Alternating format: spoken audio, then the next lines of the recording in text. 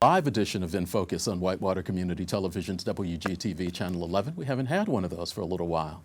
This is what the studio looks like. I'm Eric Marsh, Executive Director of Whitewater Community Television. Glad you're able to join us for this event. I'd have to kind of do a little housekeeping at the start. We normally, when we're in the studio, try to stream these live to Facebook. There is a technical issue tonight that's not happening, so if you know somebody looking for it, if they ask on Twitter where it is, WGTV.vibit.com, which is WGTV Online. If you are a subscriber to our YouTube page, it is also streaming there live, and we will make sure to get the live streams up as soon as we can after this is available. A couple of things to let you know. We are doing an In Focus candidate forum, which means we're working with our partners from the Wayne County Area Chamber of Commerce. We always appreciate their support in this particular event.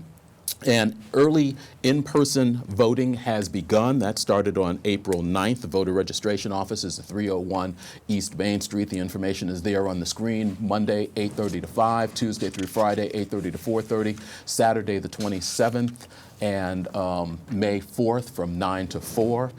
Those will be at the voter registration office at the courthouse and also at the Coleman Center, which is where early voting will also be taking place April 29th through May 3rd. That's Monday through Friday from 10 a.m. to 7 p.m. The Coleman Center on the Wayne County Fairgrounds and First English Lutheran Church. Once again, the Coleman Center will be open on Saturday, April 27th and May 4th from 10 till 3. And then if you're one of those that wants to wait until Election Day, you can do that. May 7th, 6 a.m. to 6 p.m., along with the Coleman Center, which will have already been open the previous week, as well as First English Lutheran Church. Mount Olive Baptist Church on North H Street will also be another location that you can vote on Election Day, as will be First Baptist Church, 1601 South A Street. If you need more information, feel free to reach out to the clerk's office.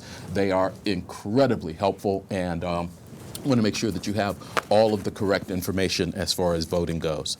We normally do a string of In Focus candidate forums, but this is a primary season and there is actually only one race, and that is the Democratic primary race for mayor. We have the two candidates here with us, current Mayor Dave Snow and challenger Jack Cruse. Thank you both for spending some time with us this evening. Thank you, Eric. We are going to give you both about 90 seconds to introduce yourselves. You're both from here, so a lot of people know you, but we both know there's also a lot of people that have moved into the community who may or may not know you. So we'll give you 90 seconds, and Jack, we'll ask you to start. Okay. Well, everybody, I'd just like you to know I'm Jack Cruse. I was born here in 1982 is when I graduated, went away to the military for about 26 years, spent a long time there, and as well as the Department of Defense, did 7 years there. I've kind of built myself in my career to move into executive positions, if you will. Basically, I did the military first, and then I basically went and did my degree in human resources management, as well as started my bachelor's or my master's in business administration.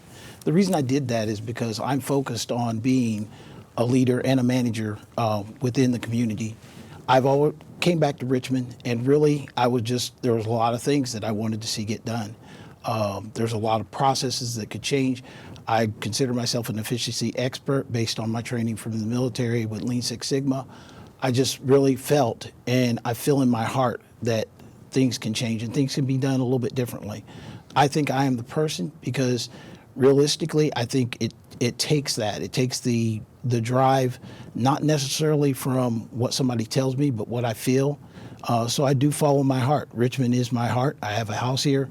I decided that, one of the best ways that I could do things was to get out in the public view and actually start helping people as much as possible, trying to heal the community. Opioids are destroying families. Houses are going to rot. Businesses are starting to leave. I mean, we've really got to take this time to turn around. So that's why I'm asking you to vote Jack Cruse on May 7th in the primary election. Thank you, Eric, and thank you for this opportunity. I appreciate that you host these type of events so that we have an opportunity to come and have an open discourse with the community and share a lot of this information. It gives us a great chance to talk about the issues at hand, which is really what an election is all about. I have also lived my entire life in the city of Richmond, and for the past 3.5 years have served as your mayor. If we go back to 2015, when I was originally on the campaign trail, and I spent so much time in the neighborhoods, on the front porches, at the front doors of so many citizens across this city. Spent time with different organizations, speaking to different service groups. There were common threads that I heard again and again and again. If elected mayor, what was I going to do about the condition of our roads? What was going to happen with our economy? What was going to happen with our public safety?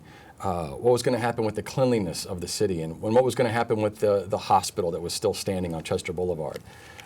And since becoming elected mayor, I've worked very, very hard to facilitate the team that would bring positive progress to all of those projects. And I hope to have a chance to talk more about those as this conversation continues. And so I'm very happy to be here. And in 2015, the community came together to make that investment in me, to elect me as mayor, for me to go through the discovery process, to overcome the obstacles, to put the team in place. And tonight, as we talk more about these issues and get into a deeper discussion about them, what I will ultimately ask you is to continue that investment in me and to continue to support and challenge me as your mayor. Okay. Thank you both for being here. We want to give you time to give us a full answer to the questions. Going to ask you to keep your answers to 2.5 minutes so we can get through as many questions as possible. When you see me kind of waving my hand down there, okay, it's time to start to wrap it up, all right? Jack, I'm going to start with you. And normally I don't do one-sided questions with this, but Okay. a question that I heard very early and have heard a number of times that people would like to have answered. You were not part of Mayor Snow's original staff, but you did come in as Yes. Director of Infrastructure and Development for the city. Weren't there a long time? He's just hit 3 years. You've come and gone in that time. Why did you leave that position? Well, I really felt, Eric, and it came out in the paper, because when I got to the position, I came in and I basically said with my resume, I was a change manager, I was a change kind of person, that's what I did. And when I got there and I actually looked at what changes needed to be made, first I had some areas that, we had over management. Basically, we had a very small section with multiple layers of supervision. And when you have something like that, that's something where you want to go to more of a flat level management. And with flat level, I was trying to basically take my 2 divisions and break out a 3rd division, which was the building commissioner and the inspectors, so I could focus on actually trying to fix the community and get the code enforcement going and moving at a really rapid pace. However, at that time, I was told that no, I shouldn't do that. They did not want that done. And if you hire me and I say I'm a change agent, that I'm coming in to kind of develop things and make things happen, that's pretty much what everybody should expect. But when that wasn't the way, basically at that point, and since it was in the paper, I told my wife at that time, I said, we're probably going to finish out a year here, and then we'll, do what we have to do. I told her at that time, and this came early in my career. When I was getting out of the military, somebody said, you've been public servant all your life. What are you going to do? I said, well, honestly, I think the next logical step is to run for public office, because I think I can make a great public servant, because I really think about the public. I think about what's going on, and I actually engage with people. That's what my management skill is negotiating and engaging with people, talking to them, finding out and empathizing with their position and looking at how I can kind of try and improve that. So that's pretty much the size of it. I just saw opportunity. When I first went to the Democratic meeting, I put down there that I planned to run for election. So that was just something that was already in me. So this was the next available election time period that I would have came in. Me and my wife put together a plan and a strategy, and that's how I work. I mean, pretty much we put together the plan and strategy, and it went off honestly like clockwork. We met with people, we initiated on a specific date, we knew what date things were coming up. We already knew kind of what our budget was around that, because I always plan logistics first to figure out what you're going to spend before you're going in, and always get wife's approval. That's important. So you've always had a plan to run for mayor. It wasn't precipitated by what happened with you leaving the city. No. I've been always involved with being a public servant. I mean, honestly, a lot of my missions, even when I was in the military, they weren't always, and people sometimes see military and they think combat related. But we did a lot of humanitarian missions in Albania, and Kosovo. We rescued thousands of people and we had a really small unit that we did that with. It wasn't a large force, but basically we would go in and build communities up.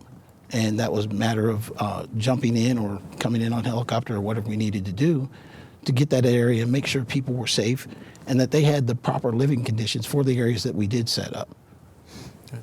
I know that personnel matters are not something you probably want to get into in public, but you had somebody come in and you ran knowing that there needed to be some changes made in the city, that the structure wasn't quite right.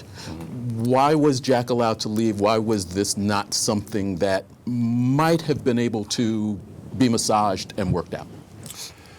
Well, I'm certainly not going to dive into the details of what is otherwise a private matter. You know, if Jack decides to discuss that, that is his decision. Okay. As the mayor, just by policy, categorically, I'm not going to get into the details of why any separation occurs between the administration and anybody working there.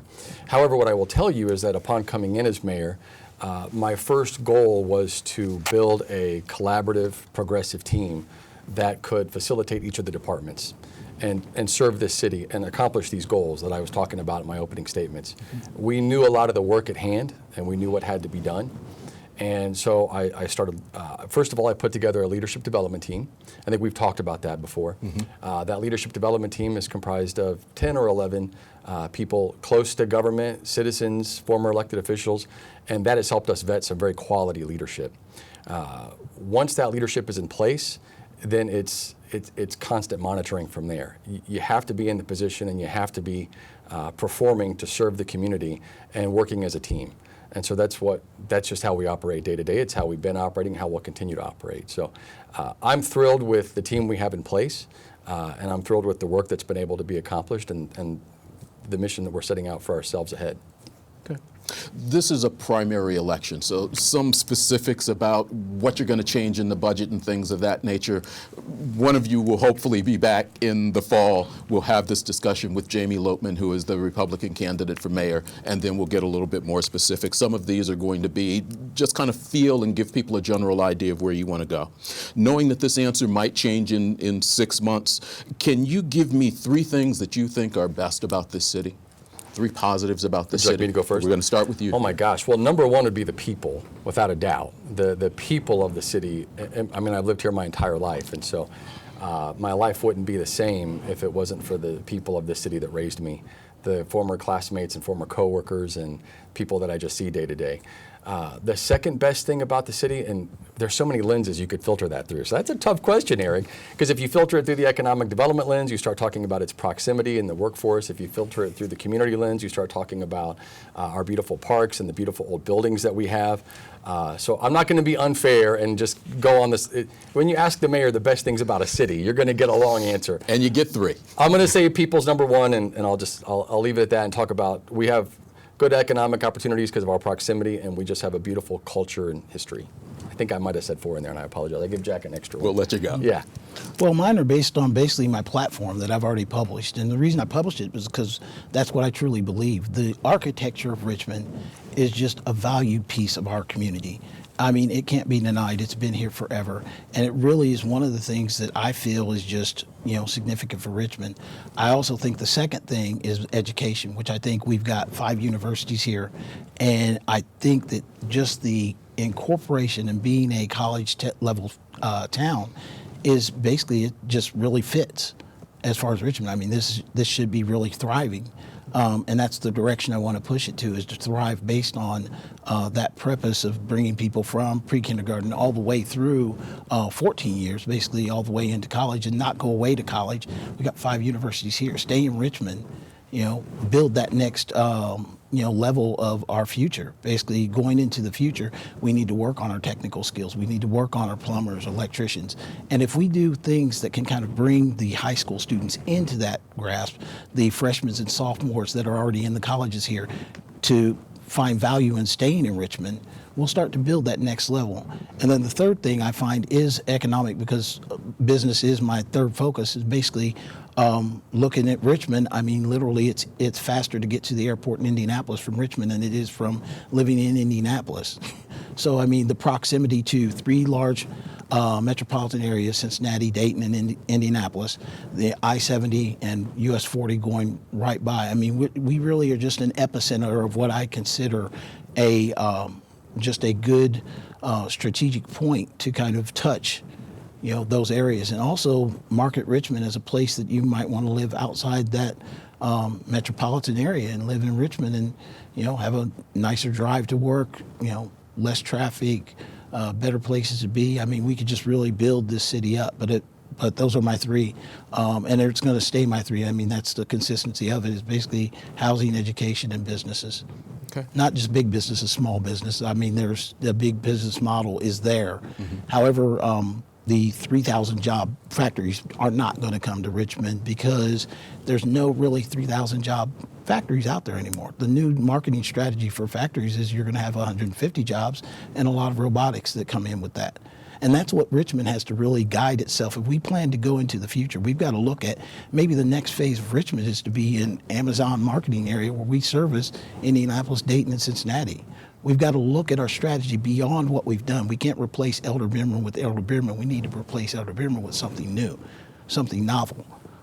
Maybe even just something like a e-sports center for kids and have like healthy vending machines in there so they can have a batting cage inside, they can play video games, we can exercise a climbing wall. I mean, you could really exercise getting the children of our community having a place to go, but also a safe and healthy place to go where you could have activities that encourage physical fitness as well as technical skills, robotics, engineering, things like that. Follow up? Sorry, I went over. You're good. Don't worry about it. You're watching the InFocus Candidate Forum on Whitewater Community Television's WGTV Channel 11. We're speaking with Dave Snow, Jack Cruse, Democrat candidates in the primary for mayor. Let's flip on the other side of that. Top 3 things that you want to change if you're elected or re-elected. Let's start with you. Well, like I said, if I stay with the same focus. And the one thing I want to change is how we account for our housing. I mean, these are some incredible buildings and facilities, but the problem I see is actually even greater than just the localized code enforcement. We've got some really bad actors that live outside the city of Richmond that let property sit here forever. And we need to look at what kind of legal actions we could take to stop that. So I think that's a problem. That's one of the biggest things that I think, because it's not, when it happens to an individual house, that's one thing, but when it happens to a very large building that's on a main thoroughfare to the city, it really impacts the city. And it causes a depressing atmosphere, and we don't want depressing atmospheres. We want to emphasize what is positive about the community. And then when I say as far as education, I mean the one problem is actually the opioid crisis and health-related issue crises. And education in that area could increase. I mean, we could become a lot more focused on some of the things that may be problem areas. When you look at possibly even the methadone program, do we have people from outside Richmond coming in here to use that program? Do we need to look at how long that program exists? So there's an education piece, but also releasing or easing the stigma on the people that have been affected, because honestly, in some cases, you don't know, you can't say what that man's walked into. You walk in his shoes. And when you really think about it, that you can't kind of put that stigma on them that they're just useless and we're going to throw them away, we're just not going to work with them. We've got to look for ways to get them back into and leading into business, getting them into employment. Belden has a great program, Pathways to Employment, which I think is very important for a community like ours. We need more businesses that are focusing on things like that to get where they're moving out of that stigma. They come out of their process or whatever happens, and that gives them an opportunity to start to build their lives, and that would encourage and embolden them. So it still stays with my same focus areas, is that our housing is basically it's our best and our worst. Education, it's our best asset, and we've got some problems with it. And business, I mean, that's one of the things. We're in a great location for it, but we've got to get businesses to want to stay. We need to incentivize that or look at ways that we can get small businesses, because even Warren Buffett pulled out of Walmart. We can't depend on big corporations like that to save Richmond. I mean, we need jobs, but maybe we need to look at some of these are going to be smaller market jobs, or maybe, like I said, an Amazon warehouse, things like that. Oh. Okay. Top 3 things you want to change? Yeah, I think Jack did touch on some good points in there, and if I had to talk about three things, the most effective way I could do that would be to create sort of three buckets and three categories, and I won't go too deep into each one, but I think the first category would be people and advocacy for people, and that goes along that entire pipeline. We have to do more in early childhood development. I think that's very important. I think we deal with a lot of problems 20, 25 years too late, and so we have to do more to advocate for early childhood development. And then along that pipeline, through education, workforce resources, dealing with poverty, advocating for those that are in substandard housing, and we're working on those elements now. As mayor, I have a seat at the Forward Wayne County table where they are working now to unify those resources and get them moving forward and pursue dollars to invigorate early childhood development. I've taken steps to try to invigorate workforce resource development so that people have access and knowledge about how to access workforce resources. So that's sort of the people bucket, and we could continue to expand through that pipeline. The second one that I would talk about would be the civic pride piece and believing in Richmond and believing in the environment, because it does tie back to the first one. We have to believe in our city. We have to believe that there are open doors here, and so that people are inspired to navigate those workforce resources and to pursue the higher education pieces that we have available.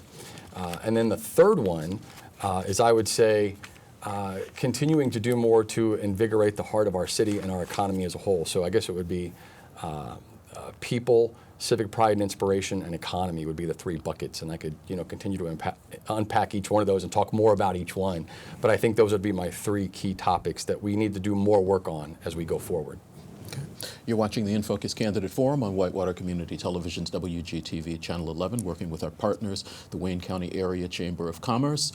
Business is on their mind. We asked for questions earlier in the week, and we actually got a few that we're going to get in here, and we are still taking your questions either on YouTube or through Twitter. But our first chat question, if we can put that one up, I think you've both kind of touched on business, and I think this first one does that. What support do you believe the city should provide to local employers that is not currently happening?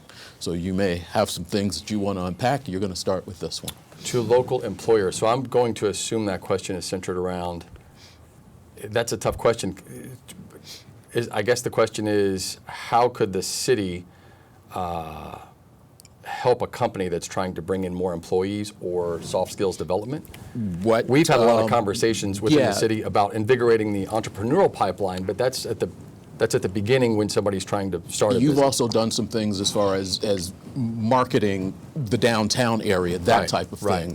What could or should the city do to help potential employers? Yeah, we have done pieces like that. We've invested almost $1,000 per year into marketing for downtown while we're under construction, and to continue shining a spotlight on those businesses. We've also invested in the Hoosier Opportunity website, which gives employers an opportunity to showcase the jobs they have to offer, and gives employees an opportunity, people that want the jobs, if they're unemployed or underemployed, an opportunity to go to that website, learn more about those job openings, and then connect. Last year alone, we saw 30,000 hits to that website, so we know it's being utilized. The other thing that I think is really important in helping employers is connecting people to the workforce resources. I was in this very studio and created a workforce resource video. We have an abundance of workforce resources to help you skill up in the workplace, whether you're unemployed or underemployed. We have, Richmond Adult Education, the Excel Center, Manufacturing Matters, Next Level Jobs through Ivy Tech, through the governor's office. We have Work One. And so I made a workforce resources video. Last I checked on that video, it was at about 20,000 hits. And so I feel like we've done things to help try to invigorate that market, but sitting at the table with the businesses and hearing from them is always a goal of mine. So if there's more that we can be doing, I want to be able to hear that and have a positive impact where I can. Okay. What support do you believe that the city could or should provide to local employers that is not currently happening? One thing, and I've thought about this, Eric, is that I really think that when you talk about like the local business, you have to look at kind of what do they need. And I think in some ways when we have a lot of businesses leaving the downtown area, but I don't want to focus on the downtown area, because I think that I've had many business owners from the south side, west side, east side tell me that every time somebody talks about business, all they talk about is the depot or the downtown. And they said, we exist here too, which I agree that we've really got to capture everybody.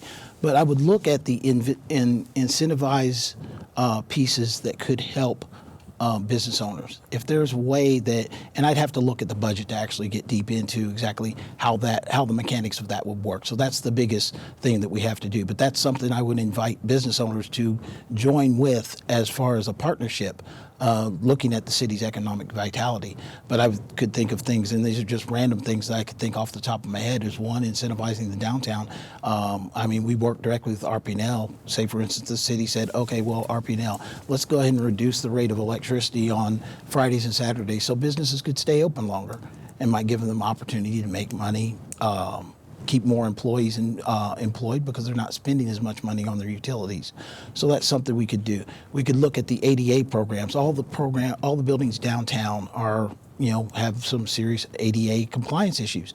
And there are grants that come from the state of Indiana for ADA compliance. And if we looked at that as not a overarching project, but if we looked at ways that we could basically look at what is the ADA compliance that could be done and come up with a schedule or based on grants.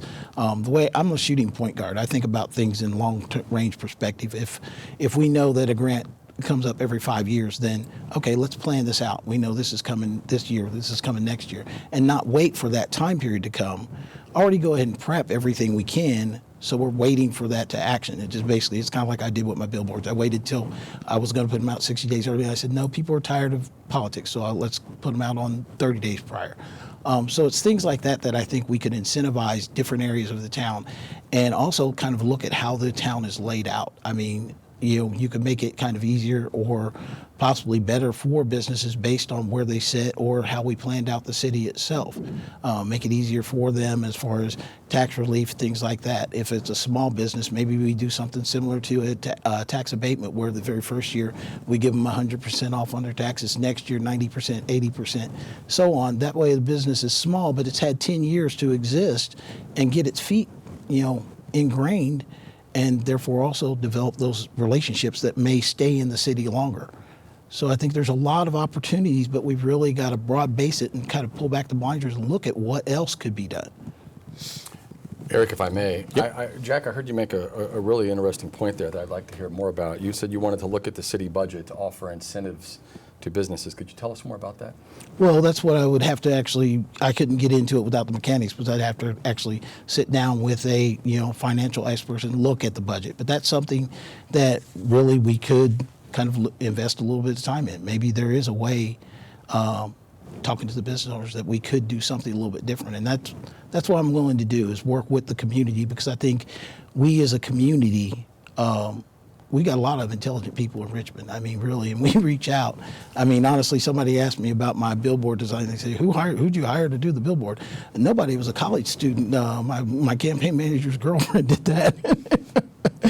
She built the website in like 2 days. Really, there's so many resources in Richmond that I'm not the big brain. I have a brain trust. I have people I talk to, and a lot of them are, ex-military people, CEOs of corporations and stuff like that. But a lot of times it's just taking that solid time to sit down and think about what else could we do.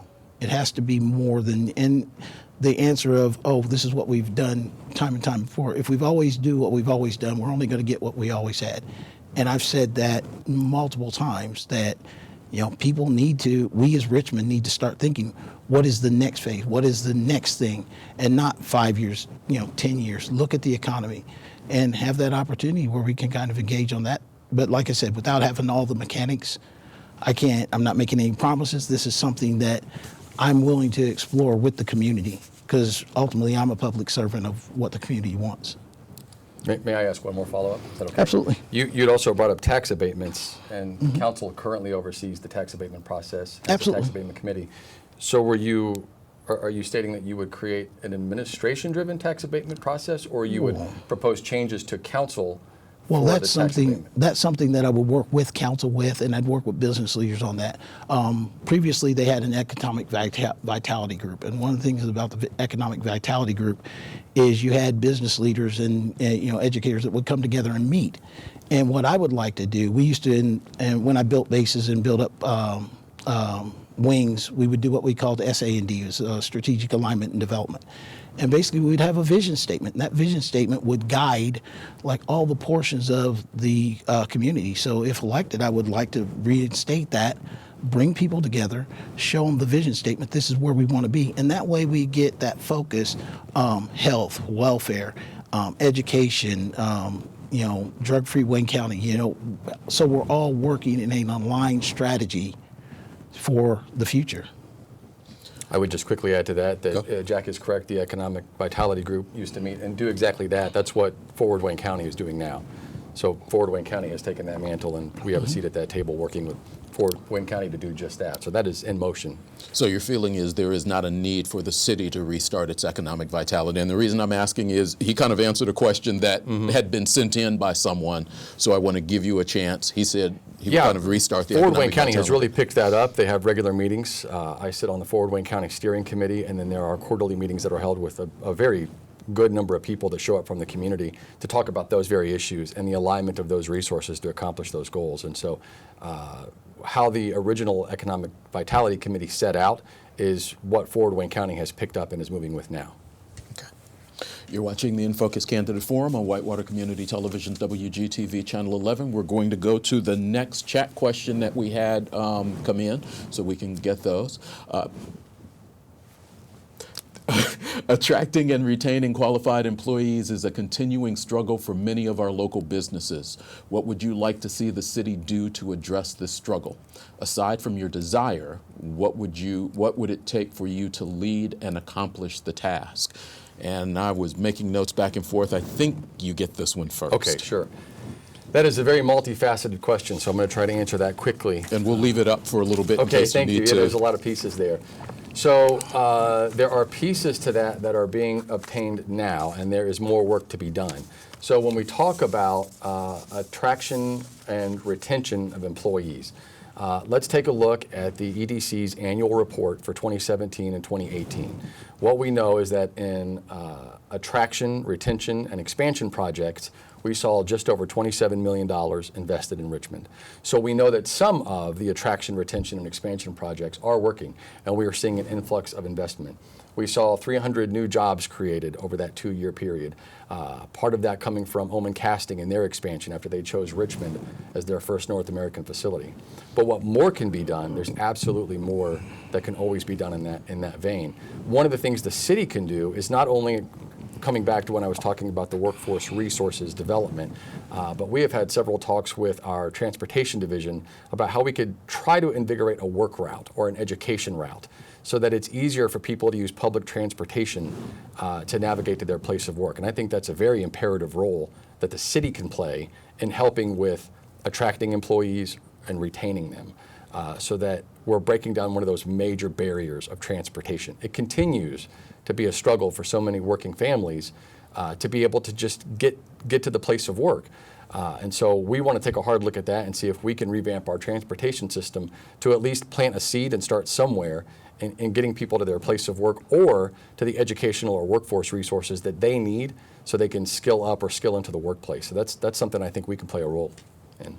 Mm-hmm. Do you need that back up a little bit? No, I'm good. Okay. What I said, and it goes back to my platform was designed around that as for retention. Because when you talk about housing, affordable housing, and also a decent place to live. I mean, I equate it to Thanksgiving dinner. If you don't clean up the house, who's going to come over and want to stay? And we really have to look at the city in that perspective, is that people will stay if they've got a place that they enjoy to live in. The people will stay if they see that there are educational opportunities that exist. People will stay if they know that there are businesses that are supporting, and businesses and visitors will stay if they know the administration is enforcing. So I think it comes back to the code enforcement and some of the things that, especially these large organizations that own property in Richmond and expect the administration to be their local grass cutter. I really think that change, that showing that the city is focused on protecting the investments of property. Because let's face it, most business owners, that's what they're really interested in. Is my investment going to be protected? If I invest in Richmond, is that property going to be safe? Is there proper police protection? Are there vagrants hanging around it? I mean, we really have to get deep into the weeds, and not to say I would be deep in the weeds myself, but I mean, we as a community, working with the neighborhoods, working with the police and the enforcement things. I don't think that the heavy stick is what's needed all the time. You can look at enforcement as saying that's, and I know I'm off into enforcement, but I think it's relative. That if you don't have a nice place to live, why would anybody stay? And we've got to really encourage that and know that they've got their property investors. I'm a homeowner myself. I want my property to be protected, or my investment to be protected, because I've put my savings into that. That's what I want. That's what I want to happen. And I think that's natural for anybody. Just like Maslow's hierarchy of needs, people want safety and security, and that's what we have to look at. That in itself, I think, will start that retention and retainability, because it's cheaper to live here. And we have to look at the new people that live in Richmond. I met an individual the other day who lives in Richmond, but is actually an editor in a Chicago paper. And with that being the case, I'm like, okay, well, why are you in Richmond? Well, honestly, it's what a lot of businesses are doing. They've got that ability that they can, connect. I tell you what I would think would be really bring retainability is fiber optic loop, not just of the downtown area, but maybe of the city. I know they just talked about the 5G processing that would come about, and some people don't want 5G because it might invade in their private lives. But however, maybe a business wants 5G processing times because, that's not your private time, then that's your business. But you've got that accessibility that you're connected with the world and faster downloading times. With today's kind of technology and looking forward, a lot of businesses and corporations, if they found that we had a faster downloading time or a premier internet service, and what would it take? Possibly, maybe we make Parallax or work with Parallax to make them an actual internet company that brings more people here. In Indianapolis did the same thing with their downtown. That's what reinvigorated their downtown, is that they started looking at those technical things. So maybe we're a whitewater instead of Silicon Valley, maybe it's Silicon Whitewater. So Silicon Gorge. There's a follow-up that came in on Twitter. We've kind of gone through this, but I think there's been a lot of emphasis on young professionals. So I don't know what the question is. When it comes to retaining and keeping young professionals, and specifically millennials in Richmond, what can we add for fun, work? What are your ideas? So they're talking about a specific group of people which Richmond needs to keep and maintain. You get to start with this one. We'll leave that one up for a little bit. I go back to my fun idea, and that's basically an esports center. I mean, there's a lot of people don't know this, but there are a lot of people who are actually premier game players that live in Richmond. I went out to the senior center on Friday, and there was a group of older guys that were in there, and they had the drones flying around in races. And I mean, if you took, say, for instance, Elder Beerman, I'll use that as a example. If you had a drone raceway with the older people teaching younger people how to fly a drone. They gave me one. I tried to fly it. That thing was impossible. But climbing walls, things like that. They would look for things to do. And I think that would be a perfect asset to the downtown community, because it would be a draw. And as long as you kept it non-alcoholic, where kids could go in there, you would have kids that were, hey, let me get in the batting cage. Hey, let me climb this wall. That guy did it, I can do it too. I mean, you would start to stimulate some things like that, and it just doesn't have to be there. A lot of young people have told me, what about the nightlife in Richmond? It's not here now, and in some ways, I don't think it's not in the right place. When I came up in Richmond, Mr. G's was a big thing out at the mall. Mm-hmm. And the key thing was, a lot of people came from all over from Mr. G's, but when you really think about it, the strategy of that was very similar to what we used to do with large vehicles. We didn't want them coming through the main base area. We'd want them to be out and away. And Mr. G's was perfect for that, because some people don't want to hear loud music when they're in their apartments. If they're in an apartment next to the new Boswell Tap Room, maybe they don't want to hear music on a Friday, Saturday night. Maybe they want that to be their quiet space. But if we plan the city around that, I think that having more opportunities for getting out and going places, Richmond could go back to being that premier spot that everybody came to. And that was after I've had a couple of conversations with millennials, and I've got pretty much my campaign staff is full of them. But that's the fun idea that I think would attract millennials to Richmond. Smash Brothers competitions. I mean, those are the things. How do you retain?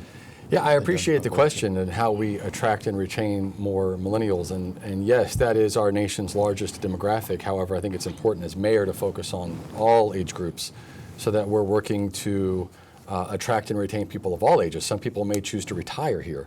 And some of the millennials are old enough where they're having children of their own, and we want their kids to stay here as well.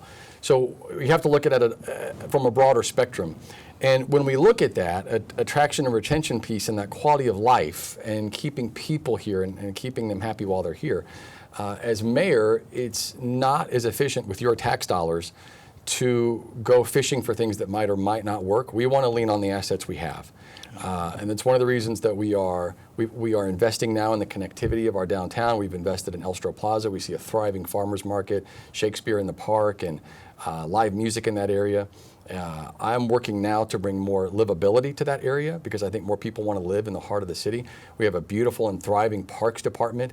And so it's the assets we have in place that we need to showcase so that these are the things that are attracting people. And if we're taking care of those assets and helping them grow, then the community connects to us in that way.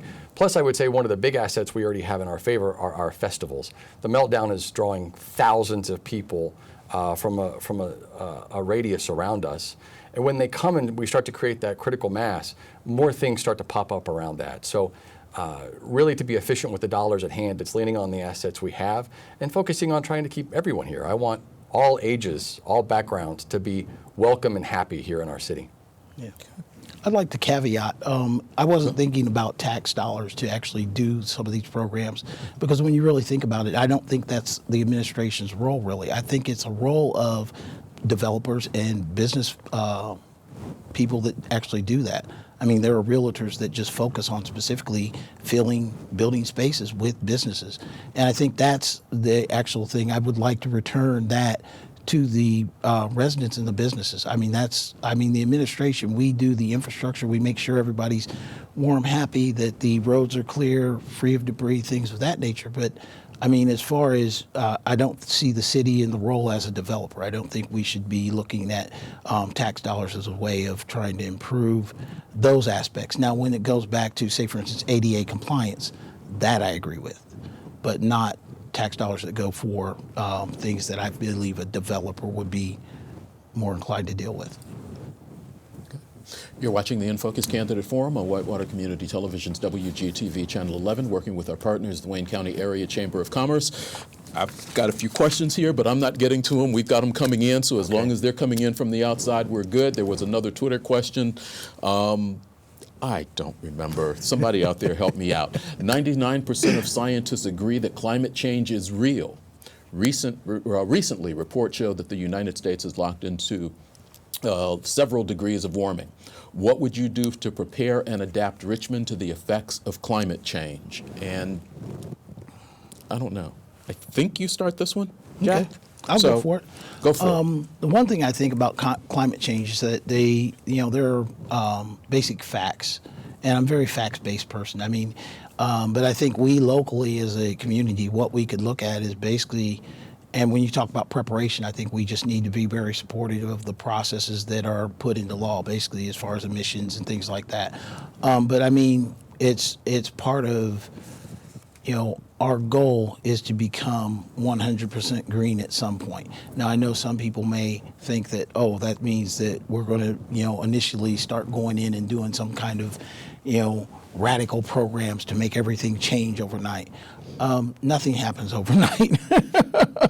But the truth is that our resources are limited. Last time I looked, it said that fossil fuels would be basically 2075, way after I'm gone. But that's something that my children, or my soon-to-be grandchild, will actually be affected by. So I do think it's something that's a concern and a consideration that we have to be involved in.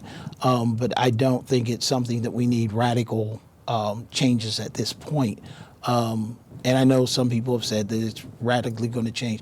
I mean, we're already on the slope. It's, we've got to look at progressive changes that make sense and not changes that just arbitrarily kind of push for things that are unrealistic. Even right now with Richmond, I mean, our focus with the opioid crisis, we're sitting on the edge of Hamilton County and, dealing with that. That's, whether we're green or not, at this point is not really a high focus. But it is some point that we do need to look at that or start kind of the milestones of what we're doing as a community to get prepared for something like that. My kids, when they were little, they watched the Day After Tomorrow. They all got scared. Oh, is that going to happen? I said, yeah, it's probably going to happen in the next 100 years. It's not going to be in one weekend that we're going to have this complete upheaval. But right now, Richmond just really is a community, and Richmond is the people. We need that time to heal and move forward, which is I've always said it's a 10-year U-turn. Nothing happens on a dime. And we've got a lot more important things, in my opinion, that we need to start focus on. But ultimately, if elected, I'm a public servant. So it doesn't matter if I'm a Democrat. I mean, I have to represent everybody in the city, whether I like them or not, whether I agree with them or not. We have to make sure everybody has that voice. So even if, these are the things I say now, I'll ultimately, if elected, I work for the people. So we have to look at that. Okay.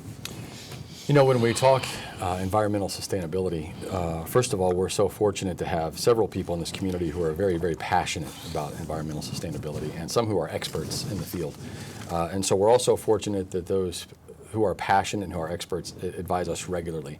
We do have the Environmental Sustainability Commission, which regularly advises myself and council on environmental sustainability needs and resources. And we look at some of the things we're doing now and some of the things that we're planning to do in the future. So currently we have a recycling program. I think there's some expansion that could happen in that program. I'm personally a recycler. I think we all know that in my last campaign I refused the yard signs for my personal beliefs in environmental sustainability. You will see that continue through in this campaign. I don't want to throw a piece of plastic in a landfill for 500 years.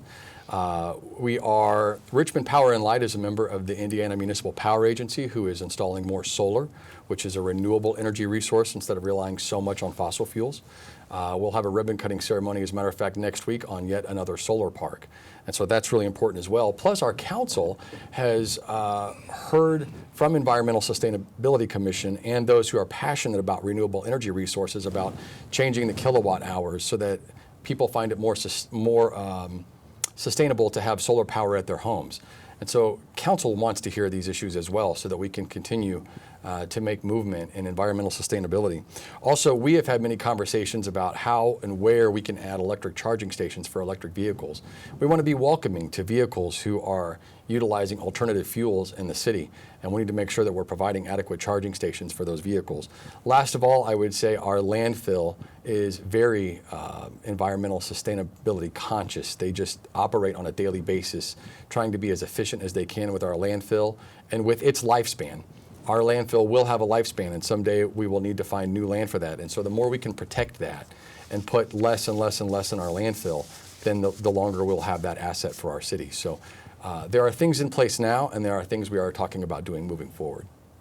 Okay. Thank you very much for your questions. Please keep them coming while we're waiting on a couple more questions. Let's talk about a couple of areas of the city that have come up over time. And I want to get your general perspective about what the mayor's office can specifically do in these particular areas. Some people say the West Side will benefit from the fact that Reed Health has purchased Kings Plaza. They're going to be moving in there. It will not all be off the tax rolls, but the part that they are in will. What needs to happen on the West Side? There's been a lot of conversation from residents that they feel kind of forgotten. Are you beginning with me on this one? I'm starting with you on that. And it's funny that you would say some of those residents. I'm a West Sider. I'm on Northwest A.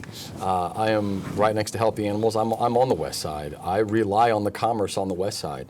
And so the property development owner over there that had that strip mall and had it up for sale for so long, he and I had many conversations about how to invigorate that growth over there. And in each of our conversations, it was a chicken and the egg conversation. He would tell me that as he would market that property to retailers, the response was, well, there doesn't seem to be a critical mass of people. And his response was, well, there won't be a critical mass until we plant something there. And they would say, well, I don't want to be the guinea pig. And so we continued in this chicken and the egg conversation. It's quite beneficial that Reed Health has decided to move into that because that brings the people. When there are people, people are hungry, people want to shop, people have needs, and that helps to develop the other retail pieces that need to be over there. So I'm thrilled that they're moving to the west side, and I continue to champion for the west side. That's my home. I'm over there as well. I'm 2 blocks away from that development. So I'm really anxious to see that come to fruition, and already the county mark across the street is open and operating. So we're seeing a little bit of that spark happening, and I think this will help push it even further. West side. I think it's the same thing. In my opinion, incentivizing and looking at kind of restructuring, if you would. And it really is up to the business owners too, because strip malls are not really that high on the market of activity. So we have to really look at that as what goes in it. Also, we have to look at what facilities and what businesses are on the west side. So I think sometimes we have to look at how that's planned out and what kind of corridors are set around that area, because that can kind of give insurances to businesses that if I put a business here, this is what's going to happen with it, and I'm assured of this because of that. And I think that's what business owners are really looking for when they move into an area, is that that area is going to be protected and their investment is going to be solid. And I think that's really just what the key thing is. I mean, there's when you really look at the west side, some of the businesses have not really been that successful. So we have to look at how can we market the west side better, or some way that we can get more energy that direction. As I said, that's we can't just focus on one area of the city. We've got to look at what are other areas of the cities that might need a champion, just like the Depot had. I mean, we really need those business leaders to kind of lead the charge on that. I mean, the administration can do what it can to help, but ultimately it comes back to those people that are champions that are going to take that area and take hold of it and say, hey, this is what let's form a group over here. They got a group over there. Let's get a group going and make this happen. But I mean, marketing that, working with them, doing what we can to incentivize if possible, or look at ways that that area could work better. There was a regional stellar. Did you want to jump back in? Oh. Okay. There was a regional stellar proposal for the North End. Did not pass. There's been talk about what should happen there. I think even back to Mayor Hutton's administration, there was an idea. Talk about the North End and what, from a mayor's perspective, can happen in that area. I think there's a lot of opportunity in the North End, because there are some big open spaces where they tore down Nicholson School. I mean, people have asked me about Townsend Center, and it was. Yeah, I remember it well. I used to play there. I mean, I used to hang out there on Friday nights and play basketball and everything. And but the thing is that maybe we need to look at what's next, or what's going to be new. I mean, do we need an empowerment center of some sorts? Maybe the universities, if we had a technical school, or abilities with Purdue Polytechnic to kind of inhabit a building there, where you start to work on those skills. And just like you're talking about, like Work One, for example, Work One is on the south side and the bottom of the Excel Center. Maybe we move that over there, or work with them to get to a location where people can access them and be more available. So those are things that we need to look at. Maybe even an empowerment center that gives people the ability to kind of grow and develop, and get those free courses and things that actually train them to be better. Especially with business and entrepreneurship. A lot of people have went to what they call a social entrepreneur, that we've got people that are out there working with communities to help communities get better. And I think that's just what we need on the North End. But the one thing we definitely need is we need not just talk and, planning. We need actually some definitive actions, or a milestone kind of checklist of where we're going in the future and how is that going to be there. Like I was saying before, when we align the city under a vision statement, how does that fit in? How does the north, the west, the east, the south fit in to that map? And what can we do to make it easier for people to get jobs, have capabilities? The one thing that kind of scared me the other day, I saw where Dollar General was talking about going out of business, and if they go out of business in the north side, then that's a food desert. Right. So we need to look at those. North End. North End has continued to be a part of the conversation, and the important role that part of our community plays in our city as a whole. So in talking about, I think Jack makes a very good point in more than just talking about it, but taking action. So tearing down the old hospital is a big part of that. That sitting dormant for so long gave people the impression that there was no longer a focus on the north side, that maybe it didn't matter, maybe that could just sit there. And we really wanted to work hard to show that it does matter, and that is an important place to us, to this entire city. And so we wanted to get that down, turn that liability into an asset, so that whatever we're developing on that site serves that north side. That's very important. In some capacity, whether it's creating a critical mass, whether it's adding commerce, it's serving and bringing people to that area. Also, we're working on the Old National Heritage Trail. That trail is about to go underway, so we're going to attract more people into Freeman Park and down the Old National Heritage Trail. That'll run parallel with 40. And also, the project that we submitted into the Regional Stellar application was the Townsend Townhome and Townsend Scholar House. Townsend is, of course, a gem to our community, as is Mount Olive right across the street. And so there have been talks for a long time about trying to build this facility where we could offer housing and educational opportunities. Our housing authority will play a role in that when we get to that point, but our application was simply taking the project that we've been working on and showing the state what we've been doing, but having no intention of dropping those plans just because we weren't designated. We'll continue down that road. I've had meetings with developers who would like to build on the Leland-Nicholson site and help us achieve that goal and that dream of offering the Townsend Townhomes and Townsend Scholar House. We haven't been able to align yet, but we're going to continue down that road and try to see that goal to fruition. And lastly, the one that you both have talked about, you all say it's the heartbeat of the city. It's going through some rough times, even though the construction may be done near the end of this year. Even beyond the construction, Center City needs something. From a mayor's perspective, what does it need? Center City needs, right now we need a downtown champion. That's very, very important. We had started to build the groundwork with the Center City Development Director, and then unfortunately there was a parting of ways there. And so we really need that person that's downtown and advocating and being that champion for downtown. As we progress through that, I've tried to build connections and relationships with the downtown businesses. When we look at some of those that have left, Elder Beerman was something we had no control over. And when we're talking about such bakeries such as Joyanne, we've had countless meetings with the owner of Joyanne, trying to help with small business development and help in any way that we can to reinvigorate that, to help them and give them the business assistance they need, while investing the $11,000 a year in the marketing plan, talking with just the different owners, and then developing a community development coordinator position, who is now being overseen by Kate Barber. She's meeting regularly with the downtown business owners and the depot business owners. So we're trying to do our part to get that infrastructure shored up, provide the connectivity. What I would like to see in the future is us playing a stronger role in stabilizing some of the buildings to open up the entrepreneurial pipeline, so that we make it easier for entrepreneurs of all ages who have items that they want to bring to market there in downtown. We need to open that pipeline to them. So that's very important to me.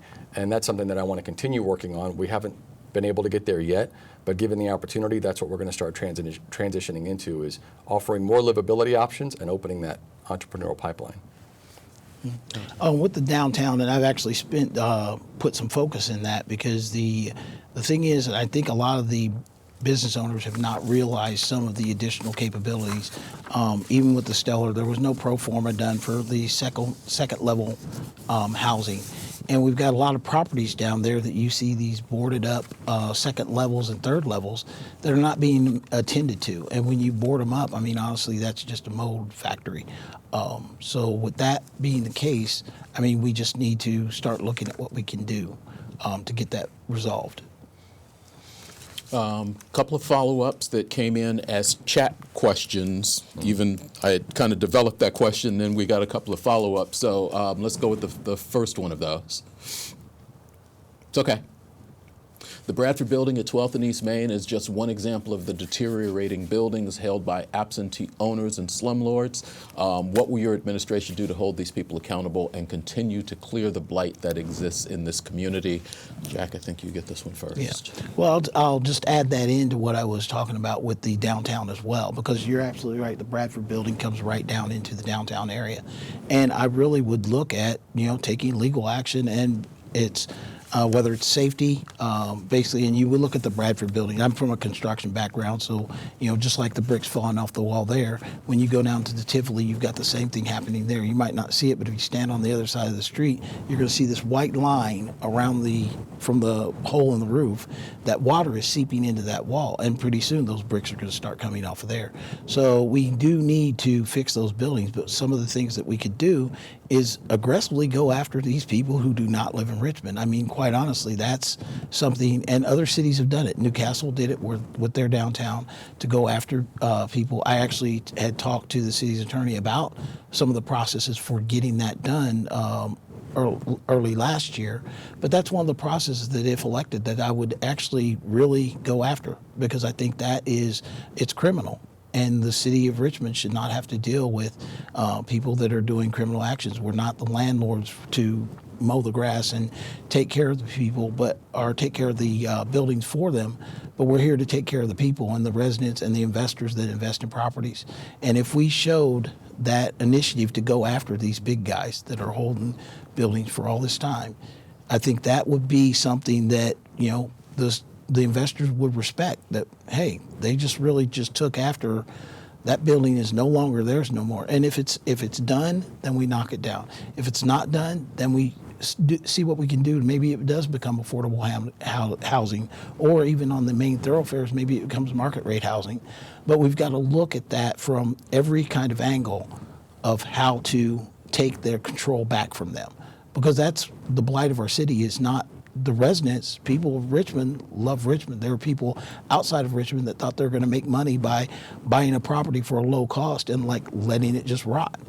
And honestly, being an old home owner, you can't do that. You're not going to make money. I literally do drywall and do all my own woodwork in my house because I'm making sure that I take care of that property, because it's a history that shouldn't go away.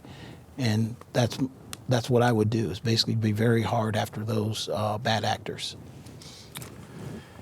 So what we have when we talk about the Bradford is an isolated issue that's indicative of a much larger problem. We have blighted buildings around the city. We've navigated through the blight elimination project and tried to take some of these down. We've taken about 200 blighted buildings down through the blight elimination project, and we still have a little bit of funding and a little more room to go on that one. But when we talk about taking concrete steps in dealing with this issue, this is exactly why last year in the budget session and working with council, we created the Code Enforcement Department, and we now have a Chief Code Enforcement Officer. Now, what's really important to talk about when we talk about code enforcement and our Chief Code Enforcement Officer, Derek Hill, as our new Chief Code Enforcement Officer, will work from the legislation that we are right now working to codify to take to council, and that will be his playbook to work from. What's really important to understand is we will never create legislation that targets any one specific group. I appreciate that we do in fact have some people that live out of state that don't take care of their properties. We have people that live here as well that don't. And we have people that live out of state that do take care of their properties, and some that live here that take very good care. And so we have to make sure that the legislation that we create that acts as the playbook for our Code Enforcement Department serves the entire community equally and is not trying to pinpoint any specific group or any specific kind of building owner. So with the Code Enforcement Department, we are taking a much firmer stance on dilapidated buildings, overgrown lawns, the trash that's being dumped, and you're seeing that in action right now. As a matter of fact, as I pinpoint it back down to the Bradford, it's a shame that beautiful old building was left to deteriorate to the condition it is now. And I've said this in 2 State of the City addresses. Eric, right here in the studio, I've said, you're not going to get away with it anymore. That's why we were creating the Code Enforcement Department. So we have now boarded up the front door of the Bradford, and we are issuing the violations to the property owner and saying it's time. It's time to fix this up, or the legal action is following with heavier teeth, heavier fines, and a shorter timeline. You'll see a board on front of the building right now. And that goes for the whole city. It's not as though our laser focus is on that one building. It's a shame where that building is, but it's indicative of a larger problem that as mayor, I have to look over the entire city. And that's really, really important that we take care of everything. With the legislation we create, and we're making an almost $1 million investment in code enforcement, they need to be able to do that citywide. And very passionate about that. Okay. We are under 30 minutes to go, closing in on closer to 20. So we're going to bring your 2.5 minutes down to about 90 seconds for your answers. There is one more follow-up to the kind of downtown area that came in that I want to get to those, and then we've gotten a couple of other questions from Twitter. So do you believe the revitalization of Main Street needs to include an overlay district, and should this district prohibit additional 501c3 organizations from owning property in this district, or at least making it necessary for them to keep their properties on the tax rolls? I think you get the start on this one. So in creating an overlay in Main Street that deals with nonprofits, and we have nonprofits in our downtown business area right now. They already exist. If you have a 501c3 designation, it's a federal designation. We've talked about this several times here in the studio. We can create overlays and we can create deed restrictions, but it's a federal protection. So the mayor can ask for a payment in lieu of taxes, but then you can also go into a battle over whether or not that has to be seen through. Do I believe that we need to put an overlay over downtown in order to block future 501c3s? I think that's a very hard and far-sweeping move that I think might be unnecessary. I think it's more important to have a downtown champion that fosters the growth correctly, because community resources and nonprofits are absolutely a part of a thriving community. What would a community be without the nonprofit resources that help people in ways of advocacy and learning and community gathering? So we never want to put a hard fist down as a city and try to block that from the heart of our city, but instead having our downtown champion in place and having proper planning and going through our Richmond Rising 10-year plan and hearing from the community and saying, how do we want to grow in the next 10 years? What resources do we need downtown? Funneling that through our Center City champion, our downtown champion, so that we know how we want to see that grow and helping to foster that growth. And I think that's a much smarter way to approach helping to foster our nonprofit community rather than shut them out of an area of our city altogether. I don't think that's conducive to community growth. Okay. I would say that I'd go with the community, actually, and I'd need to talk to more than just one person, because I'm sure that this, and empathizing, I understand people's concern, especially in the downtown area. Actually, when I was in the department as director of infrastructure, I dealt with a lot of these phone calls over this, especially when the Rock Solid Ministry started with the women's shelter next door. We had a lot of conversations, a lot of information with that. But I do think that the city can be planned out. I don't rule things out because I can't say that this is what the city wants. But I would rather make sure that we have good, open public discussion with all the business owners to know. Because I think that business owners, you've got to have a communication strategy that is asymmetric. That everybody kind of understands exactly kind of where that fits in. And I think that you can't just blindly throw down an overlay. However, I wouldn't rule out an overlay if that's what works best for the community. But it has to work best for the community, because what's more important is Richmond, not what Wayne County wants, not what people external to Richmond want, but what's important to Richmond. And I think that's important, is what the community wants. An overlay, I understand the purposes of them, and I think there are ways that you could make it more restrictive, but I think it still ultimately comes back to public discussion on that issue, because it was very contentious. And I think, especially when I talk about communication, if elected, one thing I would like to do is that with the Common Council, with the Board of Works, people get a very short time period to talk. But I would like to open up an extra day or time period that they could actually sit down, and maybe it's just me, maybe the affected council member, to actually give them that time to speak their piece. Okay. We're going to keep you to a tight 90 seconds. I'm told that we've got at least 4, maybe 5 questions that have come in from Twitter that we're going to try to get in the next 20 minutes. So, Ryan, help me out. Does either candidate plan to bring back the local Civil Rights Commission? which would be, I assume, the Human Rights Commission? And if so, what is their specific strategy to do so? Jack, I think you start this one. Okay. The Human Rights Commission, actually, I understand that there are some concerns with it. And a lot of people associate it with just that it only affects one person or one set of group of persons. However, because I've seen conversation online, people, full-blown arguments about this particular situation. But the thing is that I would look to get it back because right now the process is that people believe it can just go to Indianapolis, they can take it. But Indianapolis is not Richmond. And I think our community kind of focus needs to be on Richmond. I also think it shouldn't be anything anyone is scared of because it also affects people that are homeowners or renting from a landlord. There's ways, and it's not just for a specific group, it's for everybody. And as long as we treat it with the right respect, get the right people on the commission, I think it's something that could work, but it's a strategy that we would have to look at how that came about. But ultimately, I would really get a lot of public input on that.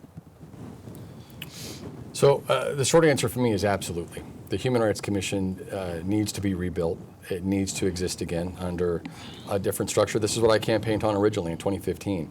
And it's something that I wanted to get on right away in getting into office, but serving as mayor and what I've learned in that office, because there is just a lot to learn and a lot to take on once you're actually in the office. We had other issues that we had to deal with before there could be a sustainable method to get this commission working again so that it can be sustainable and keep moving. If a knee-jerk reaction is taken, then there's no sustainability in this commission moving forward. So this is going to take the work of budgeting from the executive branch of government, myself, and working with council because it's going to have to be part of the budget process.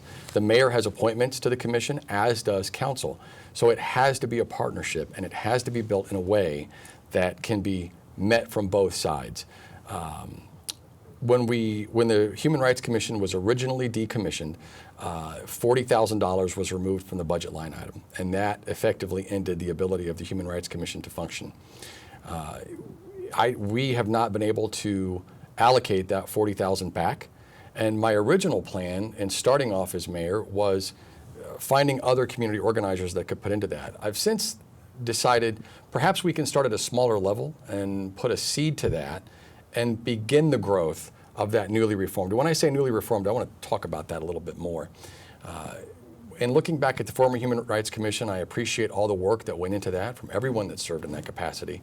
I do think one of the issues that came forward was a heavy lean on the litigation that came out of the commission. I think we need to rebrand that commission, and that will be my goal, is to do so, to focus more on education, mediation, and training. And if we start that way, the decisions we have to make are, if there's going to be a director of the commission, does that director get paid at a full-time or a part-time capacity? And then what training dollars are needed for that commission to function? And so putting together maybe an exploratory group that can help me set that budget so that we can take that to council, put that seed in place, and get that train moving in the right direction. But it's vital that it's done in a sustainable way and not in a knee-jerk way that it won't be there in 2 more years. That's what's important. Okay. Ryan, you're up. Richmond Fire Department recently asked state legislators for help with attracting more freighters at firefighters, as they have spots open. What are your plans for getting more firefighters? I'm not sure the mayor can do that, but how do you help? Sure, it's a great question. So when I first started as mayor, going back to my beginning, one of the things that I heard from young men and women who are interested in joining the fire department was it seemed to have a preference to those who already had training. So I was out talking to a local group on the south side of Richmond, and they said to me, if you want to be a firefighter, then you're expected to have a background or a training in this, and unless you've grown up in it or been a volunteer firefighter elsewhere, how are you supposed to have that training? So we knocked down that barrier. We now pay for and provide the training. So we have set out to provide the training, open that pathway, and even more importantly, to work with the NAACP on the Dory initiative so that not only in our police department, but in our fire department, we are adding more diversity to both police and fire. So that's been important to us from day one of me taking office.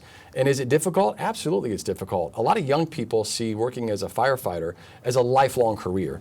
And sometimes they think, well, what if I want to do multiple things in life? And so sometimes it's just education that you can do other things while you're working for the fire department. You can go to school and get education and other things. So we're continuing those recruitment efforts.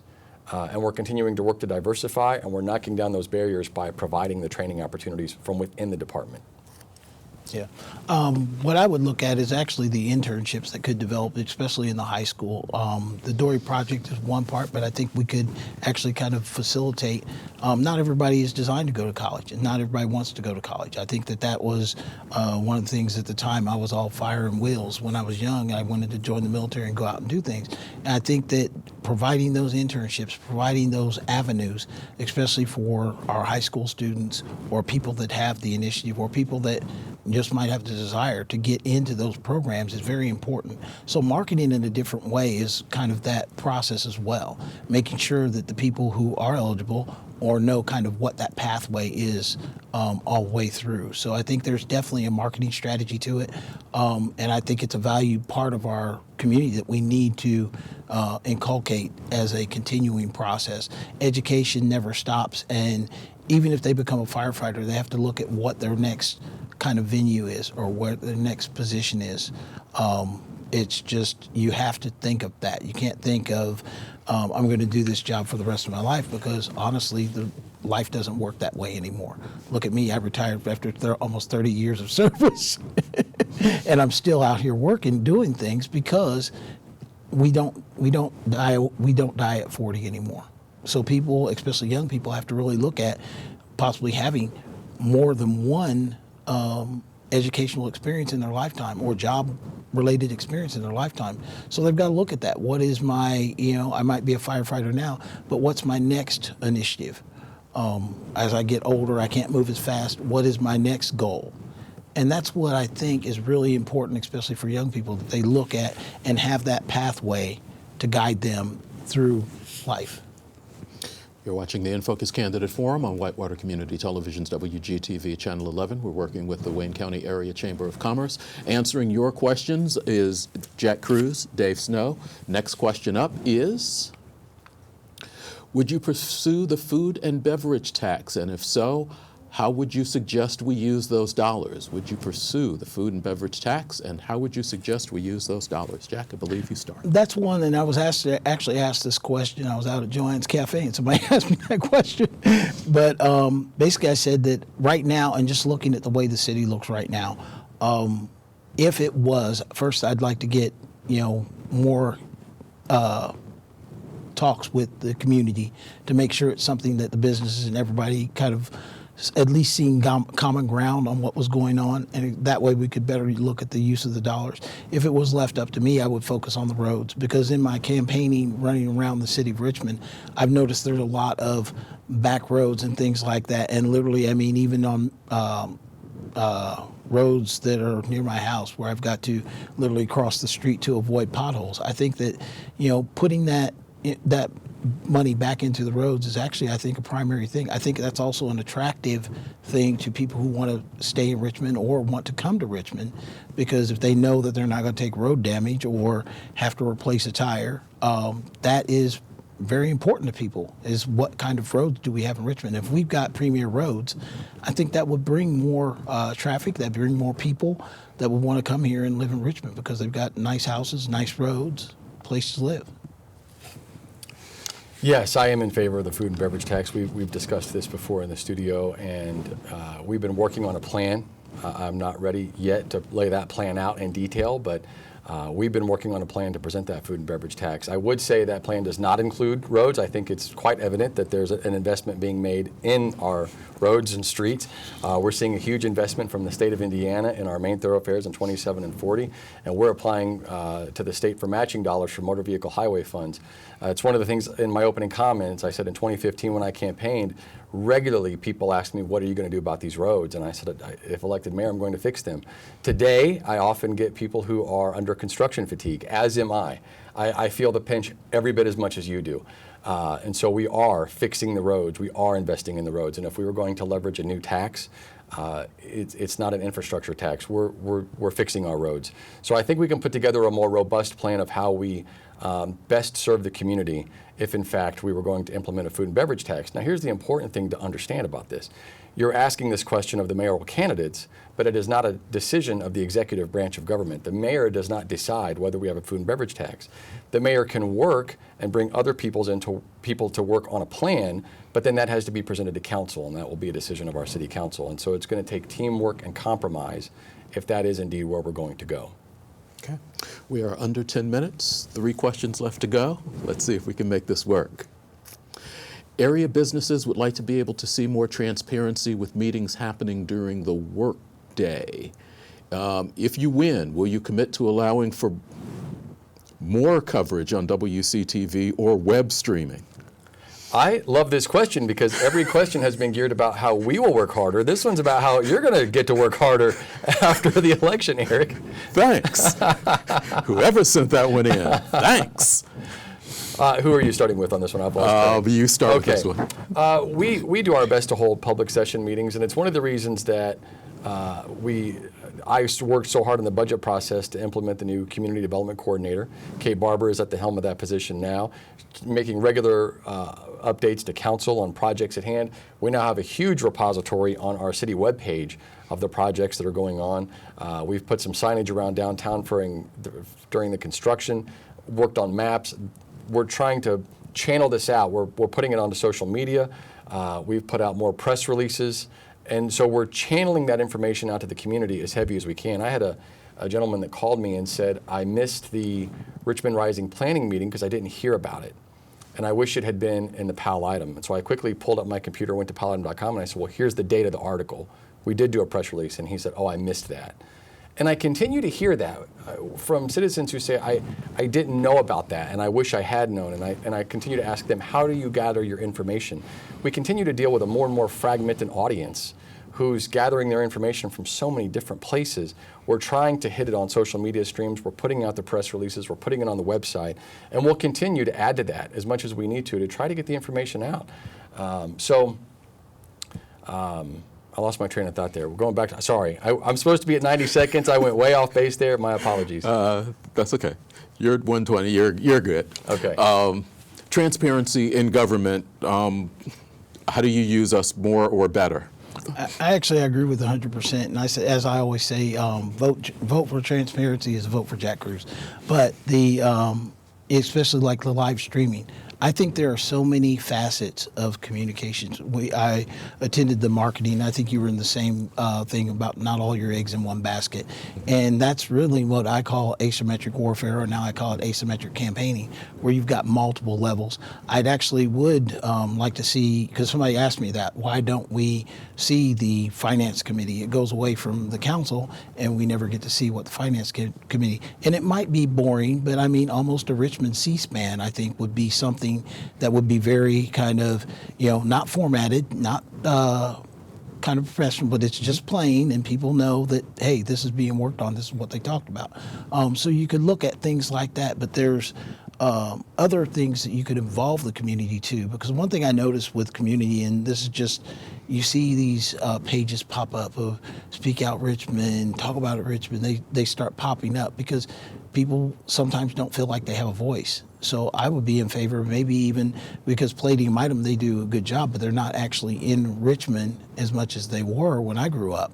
But I'm in favor of, even if we had a localized individual contributions from donated contributions of articles from people in the city, where people kind of get that connectivity that we're working together. Hey, somebody wrote this article, they're an editor, they live at home, they, volunteered that time. So I think that's something we can work with the community and communicate at every single level. So I am in favor of it. Food and beverage tax money can come back to WCTV. I would just chime in that Jack had mentioned Finance Committee being boring. It may seem boring from the outside, but Finance Committee is by no means boring. It's an essential function to doing the business of the city, and so it's a very invigorating and thoughtful process where a lot of due diligence goes into the financial decisions that are made for the city. I'd like to caveat, I wasn't saying it was actually boring, but I think some people find C-SPAN boring, but that's what it would be, basically showing everything's going on, because some people would really like to see those conversations as well. I have no doubt that if it were able to be shown, people would watch. Yeah. I don't doubt that. Absolutely. We do have another question that came in from Twitter, so want to try to get as many. With this being the Democrat Party primary, have you accepted large donations from any Republican PACs or Republican donors? I'll answer this one because actually I got it at the Democratic meeting last night, and I want you you did? to put, yeah, Okay. but you can point the camera directly at me. I got approval of my wife to spend X amount of dollars before we started. We haven't got any large donations. We got one large donation, and it was, somebody who just basically, and they were Democratic. There was no Republicans involved whatsoever. Somebody asked me that question: how did I get billboards up so quickly? Planning and strategy. That's all it comes back to. If you plan things out, I talked to Richie Peterson. Hey, when do they go up? What do they cost? Where do they need to place? What has the highest immersion rate? And then, basically I just looked at what can I do? And I actually did ask somebody, can I swap places with you? And the reason I said, can I swap places? Because they had a higher immersion rate. And honestly, just realistically, if I'm going to run for the top office in the city, why would I not use a strategy and negotiate whatever I could to get things? But if you look at it that perspective, that's how I would work for the city of Richmond. I would look at throughout the state, how can we best benefit Richmond? How can I best benefit the people who live here? So the way I lead my life is very frugal. I came up with, and I had, let my wife know we're going to get X number of signs, we're going to get X number of billboards, we're going to get X number of business cards, and we're going that route. And my campaign staff, we need to do this too. Nope. My CFO has spoken. You're done. Yep. Yeah, I appreciate the question. I intend to run a lean and mean campaign, just as I did last time. Am I supported by any kind of political action committee? Absolutely not. Have we received any major sizable donations? Not to this point. But the important part is, we talked about transparency a few minutes ago. We have reporting on Monday for our primary fundraising, so you'll be able to see that in the very near future. So if you have any concerns about fundraising from either candidate, I just encourage you to look at the finance reports of each candidate. And those are available on the clerk's website. I believe Absolutely. so. Yes, so check those out. Dave Snow, Jack Cruse, thank you both very much. It has been a fast-moving 90 minutes. I appreciate you, both of you, taking the time to be here and answer questions. I think I hear, although you all are supposed to be together in a debate format next Wednesday night. Yes. Where? What time? It's going to be at the Graph Center at, I believe, Ivy Tech. IU East. Benito Washington Lacey is going to be the moderator, and it'll be at 6:30. Okay. So. And the public is invited. They have a limited amount of seating, but the public is invited to that event. Okay, so wanted to give that a little bit of publicity. Want to remind you, this is the primary election. Voting, absentee voting has already begun. Voter registration, 301 East Main Street, Monday, 8:30 till 5. Tuesday through Friday, 8:30 to 4:30. Saturday, April 27th and May 4th, 9 until, now this is 9 to 4. We have one later, this is 9 to 3, so we have to check that out. April 29th through May 3rd, Monday through Friday, 10 a.m. to 7 p.m. at the Coleman Center and First English Lutheran Church, the Coleman Center, 10 to 3, Saturday, April 27th and May 4th. And then on Election Day, May 7th, 6 a.m. to 6 p.m., the Coleman Center, First English Lutheran Church, Mount Olive Baptist Church, and First Baptist Church. We will be on the air that evening beginning at 6, and it's going to be a short night, so we expect maybe an hour and a half. Thank you very much for watching this edition of the InFocus Candidate Forum. Thanks to our partners, the Wayne County Area Chamber of Commerce, for helping us out. Replays of this begin at 10:30 this evening and will be available on our video on demand site. Have a great weekend.